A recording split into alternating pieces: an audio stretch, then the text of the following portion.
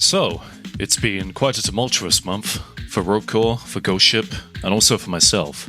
See, I wasn't planning on making a follow-up video, but after the state the game launched in, I was pretty annoyed in general, and felt like Ghost Ship hadn't really bothered taking in any kind of feedback from the closed alpha. I was sensing a lot of patterns in Rogue Core's development which were present in DRG, and led to that game's stagnation. So I wrote a new script, loaded with much acrimony and searing contempt, recorded the dialogue, and got halfway through editing the thing until I saw an announcement for a new patch. One which, quite surprisingly, seemed to solve a large majority of the issues with Rogue Core's gameplay and teammate interactions. And I was like, cool! But what do I do now? Ghost Ship actually started listening to their customers and put the feedback they've received to use in order to make the game better. That's crazy, I don't think they've done that for years. But as a result, I've had to basically start this video over as a response to this new patch rather than the launch of the game. Pieces of the old script are still in here though, and I'll still briefly touch on the launch because I think it's worth acknowledging why the game is currently sitting at a mixed score. In case you didn't see my first video on Rogue Core, my thesis was that I do genuinely think the game has a strong foundation and a lot of potential to be realised, but only if Ghost Ship are willing to put the work in because it still had a long way to go, both in terms of adding more to the game and changing what was already there. Unfortunately, Ghost Ship decided they knew best and went ahead with launching the game despite obvious flaws in its design. On launch, it seemed like none of the core issues from the closed alpha had been addressed. Cave Gen was still flat and boring, the negotiation system was still extremely frustrating to use in pubs, late joining was inadequate, meta progression was vapid, upgrades still had wildly varying levels of viability ranging from must picks to smugging Tuesday levels of inconsequential. Overall, the game still felt like a vestige of DRG instead of having its own identity. There should be like a thing that Far Far West has where you can like pick what mission you want to do and tell the host that way. Yeah, I don't really care. I look at all the missions and they're kind of just all the same thing. Yeah. This game, it needs to be said, it has the problem that like in DRG you can be like, oh, today I feel like a point extraction, or today I feel like a mining mission, and for this game it's just like, everything is the same except for the biome. Yes, and the boss. Yeah. Don't get me wrong, the game is fun, and I obviously don't expect every single one of these issues to be fixed by early access launch day, but I'm not surprised that people were down on Rogue Core given how many problems it has despite being in development for almost 3 years so far. The really concerning thing is how much of that feedback remained consistent during the game's closed alpha phase. People have been telling Ghost Ship that all of the aforementioned issues needed attention before bringing the game to the public, except they ignored most of it, proceeded anyway, and now the game is sitting at 60% positive reviews. And apparently this score came as a surprise to them that the audience would reject their vision despite so many alpha testers making valid complaints about the multiple pain points of the game's design. As a result, the first few days of early access were dedicated to tweaking things which should have been addressed during the alpha. I understand that their goal was to get the core gameplay polished enough to present to a general audience, like a vertical slice of sorts. I don't dispute that's a good idea, but balancing the game's difficulty correctly should have been part of that work. To be clear, I like the things which make Rogue Core different, at least the things which affect the gameplay. The faster pace, the increased focus on time management, the new weapons and the aggression of the core spawn make for a new and excitingly different experience after the amount of time I poured into DRG. I don't really gel with complaints about the timer or ammo management, at least not on a surface level, because these things are necessary for Rogue Core's higher difficulty curve. But there is something to be said about both of these, which I'll get into later. What I don't like about Rogue Core is, well, everything else. It's why I made a 90-minute long documentary about my thoughts on the game, wherein much of what I said about the alpha remains relevant today. It was just one amongst dozens of video essays, along with the thousands of players who contributed feedback to the game, the vast majority of which seemed to be ignored. Please tell me why you're going to launch your game in closed alpha and later early access if you're not going to listen to your closed alpha testers telling you that certain systems in your game need major revisions before bringing them to a public audience. So, Ghost Ship barreled ahead, obviously smarter than everyone else in the room, and launched their new game to a very underwhelming score. Some launch day damage control followed, along with an extremely vague and unhelpful roadmap which seemed to have very little to do with addressing Rogue Core's most problematic features and concerns, all with no guarantee of what specific actions would be taken and when we could expect them, like a roadmap is supposed to do. The steep £25 price tag coupled with a £12 supporter DLC on top of that was just the icing on the cake. Rogue Core now is as expensive as DRG was when it left early access, despite having a fraction of the content available in DRG. I know it's been 8 years since DRG launched and the world is in a much different place compared to then, but Rogue Core is being priced as though it's DRG's successor and not a spin-off game. Price tags set expectations, and people expected a lot more from Rogue Core than what they paid for. Perhaps people would have been kinder to the game had it not launched at the price it is, but I guess we'll never know now. I'm not saying I think Ghost Ship are greedy, or intentionally milking their fans' goodwill, or even that their success as developers isn't earned, but I do think they are very out of touch, especially with their own community.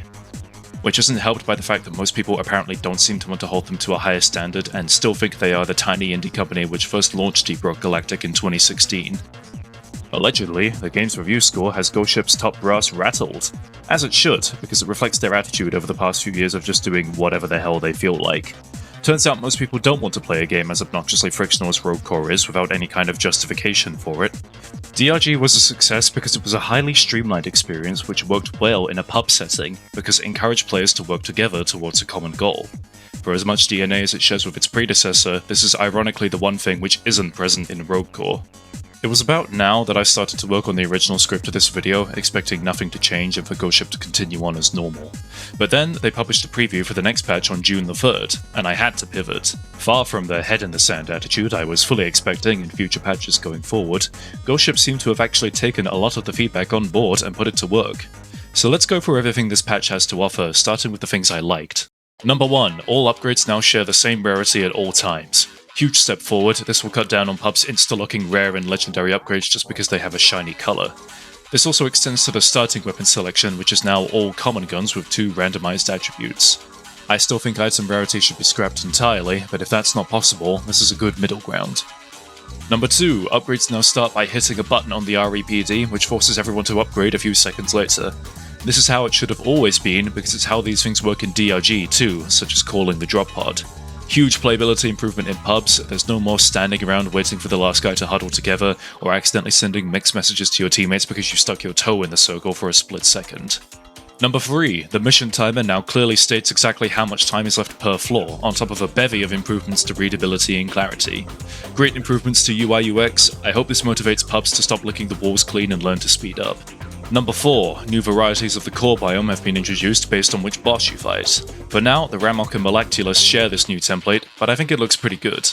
I still maintain that the returning biomes themselves need changes and new features, but this is a good step forward for giving Rogue Core a more unique visual identity. Number 5, all the new content. I don't have much to say here except all of it is quality. I really like the new shotgun, the Voidkin Drifter is cool, the new risk vectors are great, especially the double workbench option, and the new facility constructions add flavour. And finally, number 6, auto sprint. Yes, for real, Ghost Ship's designers finally got over their hate boner for it. I guess miracles really do happen. Now for everything I have more mixed opinions on, starting with the reworked upgrading process. To be clear, I do think the system is overall better than what we had previously, but it's come with a few side effects which are worth addressing. First, upgrades now get replaced with new options upon someone taking them. This is good overall, especially if you're at the back of the upgrade priority line, because it means you'll always have as much choice as someone who goes first. But at the same time, this now inadvertently punishes players who go first because they see fewer options overall. It puts you into situations where you need to take upgrades which just aren't that useful or relevant to your build, or times where something that would have helped you a lot gets put into the pool and you just can't have it because it's another player's turn to choose upgrades. Do it. Don't do it. I'll do it instead. No, I won't. Oh, damn it. Try that instead now. Is this good? It's very good. Okay. It's more move speed and jump height. The overall selection is also smaller, as upgrades are now capped to 4 in a full team instead of 5 like you used to get. This is further compounded by the removal of the skip for health option, which, whilst it had its own individual balance concerns, was a good neutral option you could pick if none of the options presented worked with your build. Again, these are all changes for the better, and I'd far sooner have to deal with the new unfortunate quirks it's introduced than even think about using the old system ever again. But even so, it hasn't solved the issue of parallel upgrading. There's still not a good reason to really consider what your teammates are using, whether that's choosing your own upgrades or taking something that someone else needs. This ties back to the point I made in my original video, where there is no guarantee your turn with priority will even let you choose anything useful. This was already an issue with the likes of weapon and equipment crates, and now thanks to these changes, it's extended to every single upgrade draft. For what it's worth, the situations where you're forced to take something which is anti-synergistic with your build are rare, so that's not really a concern. But even so, there needs to be more control over the upgrading process. There needs to be an option to skip or re-roll a draft. One idea I had was that you could skip and get nothing for that upgrade, and then the next time it's your turn to upgrade, you can pick from 5 options instead of 4. There also needs to be options for managing your upgrades after you get them, because it's pretty surprising Rogue Core doesn't have anything like that given how basically every other roguelike in existence has such options. This can be done for either one of two ways. Number 1. Add upgrade trading between players in the downtime between floors. You can request an upgrade from a player in exchange for an upgrade of your own at equal or higher rarity.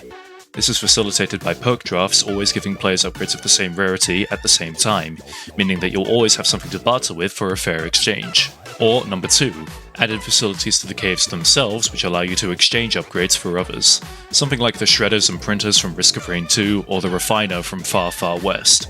Obviously a system like this would require a lot of testing and balancing because the overall quantity of upgrades you can get in Rogue Core is a lot lower compared to those games, but it would go a long way to giving players control over their build. There also really needs to be a better explanation of how the negotiation system works. I can't believe it isn't even mentioned in the tutorial when it's arguably the most important feature in the entire game. It's not reasonable to expect new players to figure it out on their own. I suspect the lack of explanation is a major contributor as to why negotiation has been received so poorly as a feature, and how that's impacted the game's review score. There's also been changes made to the upgrades themselves, alongside how you get them. There's 14 new upgrades to find now, ranging from mediocre to game-breakingly overpowered. Unfortunately, the game's patch notes don't explain what they are, and you have to read this annoying image which is at a slanted angle if you want to know what the new upgrades do. Additionally, a bunch of upgrades were silently removed with no mention in the patch notes. This ties into a wider issue of Ghost Ship's communication having always been pretty bad, with this being a great example. Scroll down further and you'll see vague mentions of weapon balance with no mention of how much specific values have been changed. Increased base damage on the Warthog? Okay, by how much? M1K focus shots are faster and more powerful? Okay, by how much? PGL does more damage now? Yeah, I wish you'd backport that to DRG. What's the point of including any of this here if you aren't going to tell us what you've actually changed, let alone why these things have been changed in the first place? Go to any of a game's patch notes and you'll see clearly communicated reasons as to why things have been rebalanced, as well as developer intent behind those changes. Ghost Ship has no reason not to do this themselves. Next, the new Assault Pace feature. First, Cautious Pace shouldn't come with an XP bonus at all. If anything, it should lower your mission payout because you're directly making the game easier. People can complain about the timer as much as they like, but it's an essential element of Rogue Core's design, and if you're constantly dying because of it, then that's your fault for playing the game at a meandering has-3 type of pace. Having said that, there are valid reasons to criticize the timer. You can't stop to type in chat with a timer present because that's time you're not spending exploring the floor or fighting enemies. Unless you're playing with friends or you have external communications through voice chat, the timer discourages you from communicating with your teammates, and I hope I don't have to explain why that's an issue in a co-op game. Sometimes someone rushes a heavy weapon crate and then effectively holds the REPD hostage because it's trying to unlock the crate, but it can't do that until the entire team is present, because for some reason they didn't think to apply the new start via button rule to unlocking crates. So everyone has to drop what they're doing and get to the crate and unlock it before they can return to whatever they were doing previously. It's situations like these which cause the timer to become problematic, because they generate friction between teammates. Yes, selecting Cautious Pace does partially resolve this issue, but I don't want to have to make the entire game easier overall just to get around this singular issue. Like I said in my original video, the Swarms mechanic just doesn't really suit Rogue Core with its strict time limits. I think having a more dynamic system which increases and decreases enemy presence over time might be a better fit for this game. Oh yeah, and Reckless Mode is cool. I do appreciate getting the extra challenge, but for some reason it removes a swarm on each floor. Instead of getting a minimum of 2 every floor, you only get 1. I have to hope this is a mistake, because taking difficulty out of the game like this is not why I'm playing Reckless Mode. Finally, let's talk balance. The starting weapon pool on Depth 1 has been limited to basic guns, and more abstract weapons like the Devastator and Shock Striker are limited to workbench unlocks. At first this was the case for all difficulty levels, but it got changed in an experimental patch to just affect Depth 1. I think this is a fine change, but it's worth pointing out that a lot of the complaints about Rogue Core not having enough ammo stemmed from starting with a bad weapon. You want to begin with something easy to use and adaptable before you have a build planned in order to stay flexible in the early game, but if you get stuck with something like the Cadna or the Bulldog or the Devastator, then your target selection is much more limited, and you'll end up spending more ammo to do the kinds of things you could have done much easier with a Mag Blaster or a GK2. The actual amount of ammo in each floor was fine, and it annoys me a little to see even more get added. Now there's something like 4 boxes per floor plus the extra guaranteed 3 you get in every boss fight at the end. Stack ammo-related enhancements on top of that, and it becomes almost impossible to run out. There's almost no element of resource management to the game anymore. It's like, if they're going to make it this easy to stay supplied, then why even bother having ammo limits in the first place?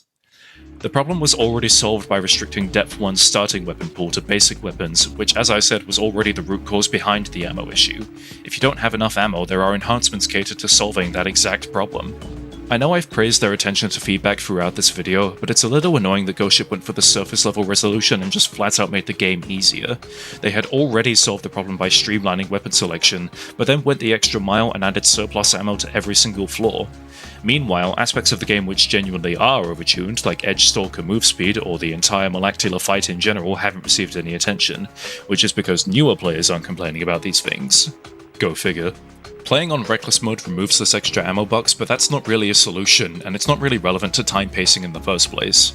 I'd rather the extra ammo box was just relegated to the easier difficulties, much like how they walked back the starting weapon pool changes. Between more health and ammo in the caves, having more control over your upgrades, more consistency in item rarity, and workbenches getting heavily buffed in this update, Rogue Core overall is now substantially easier compared to launch, and even more so than the closed alpha. Depth 4 now feels easier than DRG's Hazard 5, which is pretty backwards since Rogue Core is intended to be harder than Deep Rock Galactic. Also, there's the fact it's a roguelike game, and you aren't expected to win every single run you play, but my win rate is pretty much above 90% at this point.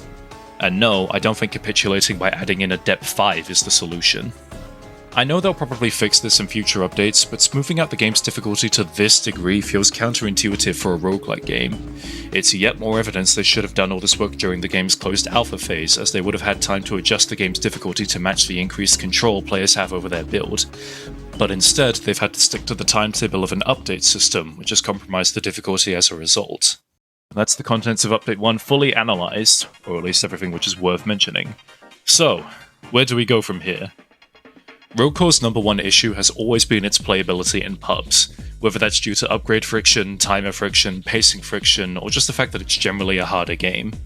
Again, DRG didn't have any of these issues, and it's why it became such a successful and beloved game.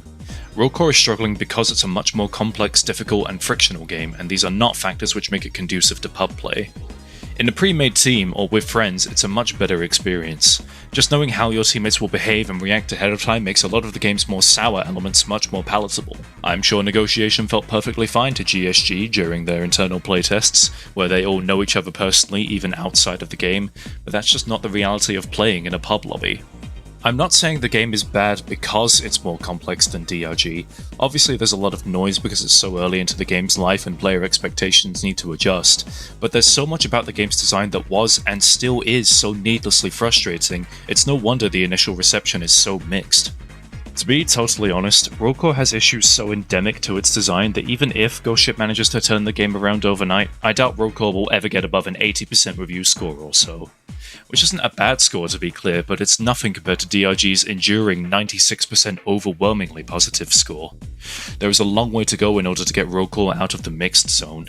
It's good that the game's biggest problems have been addressed and Ghost Ship is finally listening to their players for once, but it's not good that early access development time is being spent on resolving them. Barring the new content additions, everything in this upcoming patch is changes which should have been made during the alpha. That was the time to make major changes to the core systems when the game was in a much more fluid state, before releasing it to the public in the state it was in. I have to wonder if the sheer stubbornness in refusing to add in auto sprint until now is a microcosm of the game's wider design issues. There was a clip floating around from one of the developer livestreams talking about how basically everyone at Ghost Ship Games thought it was a good idea to include in the game, only for the lead developers to repeatedly shoot it down every time it was proposed. Math Magician says, guys, just add sprinting by default, aka auto sprint. It's so dumb to press in this kind of game. Dude, I fully agree. I have had that conversation many times, and I have no trouble saying that boils down to Mike and Mickle don't want it. We have said that before on stream, and that is listen, I get that it's frustrating too. I think it's silly. I think it would be a very easy thing for us to implement. The best thing this boils down to, imagine doing a group project with 50 people, and sometimes people have different opinions. If I could be the one to put an auto sprint, I would do it. Why not make it a toggle so everyone is happy? I'm going to save everyone in chat a ton of time. Every single argument you could think of for auto sprint we have thought of and we have presented to them in a lot of conversations that has left everyone more stressed than when they started. We have tried everything and nothing fucking works. I don't fucking get why. I'm on your team. I agree. I don't know why. I hope one day. If something as innocuous and unimpactful as auto sprint has to be this much of a challenge to get added to the game, is it any wonder why Ghost Ship behaves the way they do? Is this why they proceeded with launching the game in spite of all the criticism and feedback related to features which are now being addressed in the game's first update? Imagine if all of this work had been done during the alpha. By now, Rogue Core could have been receiving more major content patches. It makes you wonder if the changes in this patch would have even happened had the game been given a warmer reception. If the review score was at least enough to secure a mostly positive rating, would they even have bothered changing anything? It's quite telling that the only thing which finally got them to budge on all this feedback was Rogue Core's mediocre launch score. But at the same time, I'm not really surprised this is the case given their handling of DRG and how it led to that game's deterioration. To be clear, I'm not happy that any of this is happening. I don't want Rogue Core to fail and for the whole thing to have been wasted effort.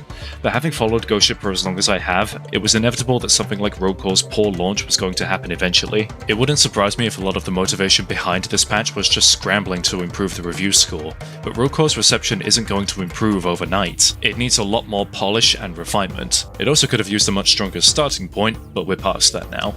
What matters now is that it ends up with a positive score by the time it leaves early access. So what's the next move? Well, Update 1 is a good start. It fixes a lot of pain points and the new content is of a high quality. But we also shouldn't be so quick to throw ourselves back into Ghost Ship's arms. If they regress back into just doing whatever they want and proceeding with their pile-in content until it explodes strategy like they used for DRG, it's going to lead to Rogue Core degrading as a product before it even formally releases. Ghost Ship's approach to feedback has improved, but they need to start examining it more closely instead of just always bending the knee to mass appeal. Rogue Core is meant to be hard, it's a different game from DRG and its uniqueness should be embraced, not rejected. Future updates need to have a higher standard of transparency and communication, especially in their patch notes. We cannot afford any more vagary about new features and balance changes. Give us details and the reasoning behind them. Don't take things out of the game silently, such as the removal of several upgrades. If you claim to be an open development, you need to act like it, and that needs to be reflected in the roadmap too. And finally, please remember who this game is for. Ghost Ship have always seemed weirdly adverse to people putting in lots of time into their games. They once suggested that clearing all the intel tasks would act as a stopping point for players, as if that's the game's critical path, but it barely takes 10 to 20 hours to do that. Guys, it's not a bad thing that people want to invest lots of time into your games. They're well made and people like them for a reason. We should be encouraging people to put time into Rogue Core by keeping it hard and making it rewarding to win, not constantly appealing to casuals and new players by diluting what makes Rogue Core unique from DRG in the first place. I wouldn't be saying any of this if I didn't believe Ghost Ship weren't capable of pulling it off, but their actions over the next few updates are going to set the stage for Rogue Core's future. And I have to hope, just for once, that they make the right choices.